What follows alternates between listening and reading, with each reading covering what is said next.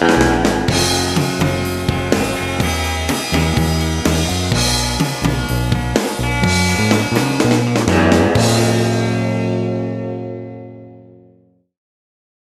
Joe Wallace from the floor of Winter NAMM 2007 in Anaheim, and with me is Todd Trent from Ludwig. How are you?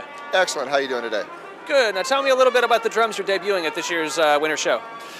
Starting at the top of the line with our classic maple. This is our American-made maple built in Monroe, North Carolina. And this is our exotic glitter finish. We have both ruby and Arctic white in a high gloss lacquer, small lugs, suspension mount, matching hoops. This is what we would consider our high end of the maple. Also available would be exotic wood finishes, waterfall babinga, macaray, bird's eye maple, etc.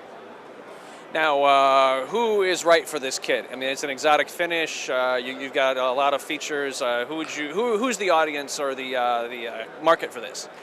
Well, it's kind of the drooling point of everybody. You want the high end, the maple, the top of the line. You would typically see a professional who makes a living playing using this, our touring and recording artists, or anybody who's been lucky enough to work hard enough during their life to be able to afford it, and now they're rewarding themselves. Now, for somebody who's sort of new to drumming, or they haven't really explored exotic woods or higher-end kits, what's the advantage of having the exotic woods and the custom finishes and that sort of thing? It's simply visual at this point. We make a 9-ply 100% maple shell, and you can have a traditional wrap put on it. You can have some of our traditional paint finishes, and then now these are the exotics, which are the high-end lacquer glitters, and then the veneers. It's a veneer wrap of exotic wood, so it's the outer ply of the wood shell. It's the last ply, the 9th ply, and that is the exotic portion of it. So it's not a sound altering; it's a visual. So how does the tone compare to more your mid-range type of drum? Well, the maple's a longer sustain, a lower pitch possibility. It's considered the better of these sounds. Now, for someone who's just starting to think about higher-end drum kits, what would you recommend somebody start off looking at in terms of woods and construction, that sort of thing?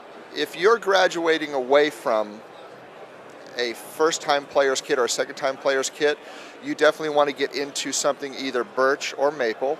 Both of those are considered your high-end woods. Your birch is going to be a shorter decay, more staccato, high-pitched note.